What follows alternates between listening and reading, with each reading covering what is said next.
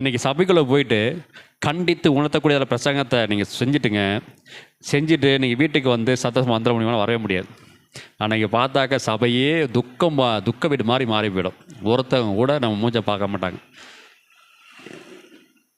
ஆனால் அந்த கண்டித்து உணர்த்தக்கூடிய பிரசங்கம் ஒரு மனுஷனை அழுக்கிற துடைக்கும், அவனை சீர்படுத்தும், அவனை கிறிஸ்துவுக்குள்ளாக்க நிலைப்படுத்தும். அவன் கொஞ்ச நாள் கழிச்சு உணர்வான், அன்னைக்கு இந்த ஊழியக்காரர் இவ்வளவு கடுமையாக போதிச்சார், என் மனசு வலிச்சுது, காயமானுச்சு. ஆனாலும் கூட நான் பாவத்திலிருந்து விடுதலை பெற்றேன், சாபத்திலிருந்து விடுதலை பெற்றேன், இன்றைக்கு நான் நல்லா இருக்கிறேன்னு சொல்லக்கூடியதான அந்த கிருபை ஒரு நாள் வெளிப்படும். இன்றைக்கு இம்மைக்குரிய ஆசீர்வாதங்கள் நிறைய சபைகளில் திரளாக போதிக்கப்படுது. ஆனாலும் கூட கர்த்தருடைய வார்த்தை, மறுமைக்குரிய ஆசீர்வாதத்தை நீங்கள் தேடுங்க, இம்மைக்குரிய ஆசீர்வாதங்கள் கூட கொடுக்கப்படும்.